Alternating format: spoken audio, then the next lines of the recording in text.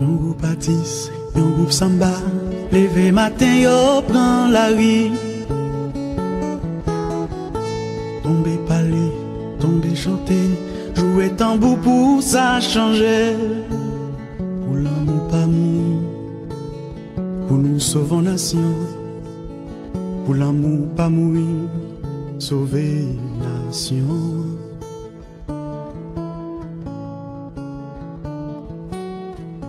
Yo t'a parlé, yon belle parole, et tout ti moun yo te remet. Haití fue uno de los invitados a la Copa América Centenario. Y si la participación de la selección caribeña ha sido considerada histórica, también podría catalogarse de milagrosa la presencia en el torneo del número 14, James Marcelin.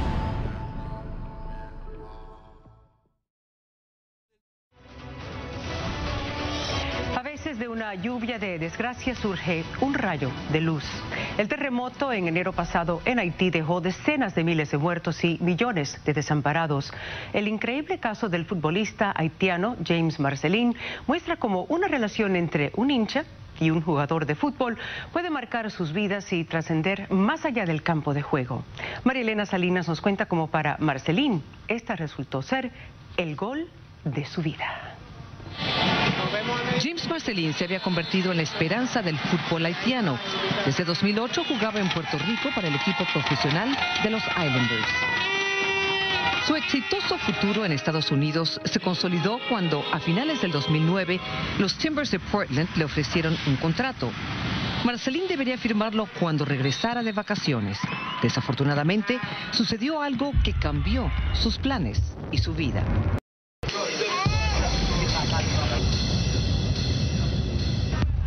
La situación sigue empeorando para los haitianos.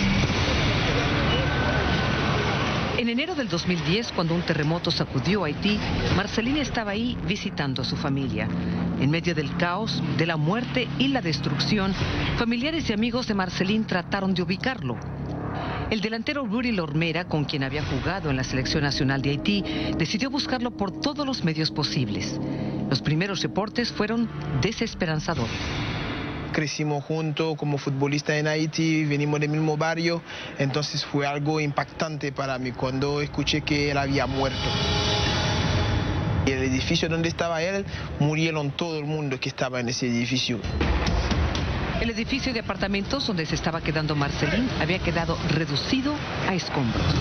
Por su parte, Eduardo Cantore, un fanático de los Islanders y seguidor de Marcelin, quien vive en Puerto Rico, conmovido por las noticias, empezó a buscar al jugador haitiano. A partir de que yo veo imágenes a través de una cadena de televisión donde se arrojaban los cadáveres prácticamente sin identificarlos, yo creo que yo quería saber qué había pasado con James Marcelin, o sea, si él estaba con vida, si estaba herido, si tenía algún problema, cómo podía ayudarlo de alguna forma. Cantore, quien trabaja en San Juan para una compañía de aviación que realiza vuelos charter, desestimó los primeros reportes y trató de encontrar información de primera mano en un país virtualmente incomunicado. Tras muchas llamadas, mensajes en la internet y contradictorias especulaciones, empezaron a emerger otras versiones. Después de 2 semanas y me llamaron de nuevo, me dijeron que él no había muerto, él pasó por atrás, porque el edificio se viene por abajo, entonces él saltó por una puerta de atrás y ahí se quedó vivo uno de mis mejores amigos. Yo cuando escuché ese noticiero. Si Marcelin estaba vivo, no quería decir que estuviera a salvo. Sin casa ni comida, en un país sumido por el caos, salir de Haití era una misión casi imposible. Yo lo busqué de la forma que más podía, o sea, a través de internet y a través de la compañía aérea que justamente estaba llevando alimentos y medicinas para allá. Cantore cuenta que a cada grupo de rescate que despachaba desde San Juan le pedía que buscara al futbolista en Puerto Príncipe. Después de muchos intentos, Cantore logró ubicar a Marcelin por internet y decidió que no descansaría hasta no verlo cara a cara.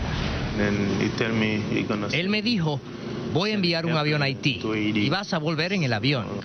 Carlos Castillo, el piloto con la misión de sacar a Marcelin de Puerto Príncipe, dice que nunca podrá olvidar ese 21 de enero cuando finalmente vio al jugador de los Islanders. Llegó con una maleta o unos shorts, me dijo, yo soy la que te habló Cantore, que es la persona que trabaja con nosotros, y quería ver si tenía cupo para que me llevara a San Juan. Marcelín no veía la hora de ser rescatado. Cuando algo así sucede, uno solamente piensa en salvar su vida. Parecía una zona de guerra, que pasaron 1000 tanques sobre ella, la destruyeron y lo único que se veía salir era polvo y todo destruido.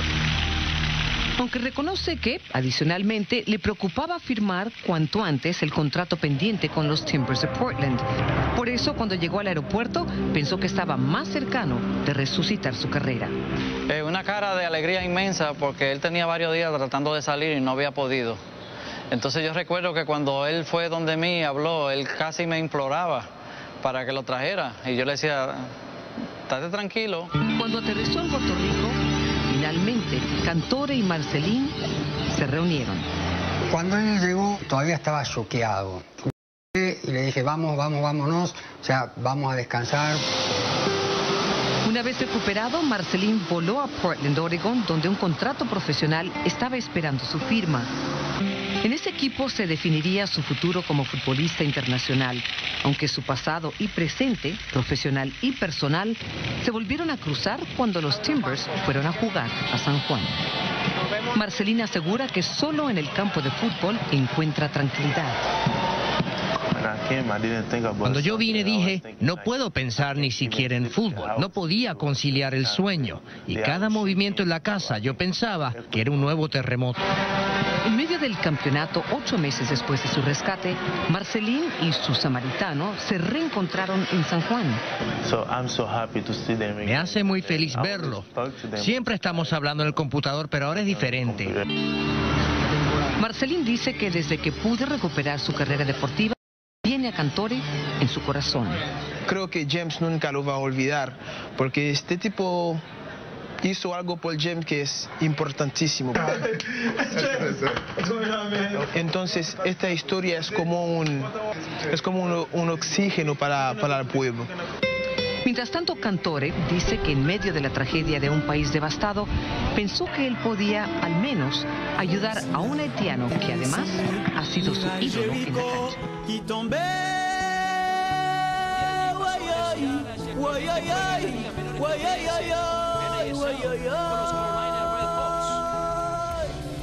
Marcelín, hoy con 30 años, pasó de sobrevivir el peor desastre natural de su país a participar en la Copa América Centenario.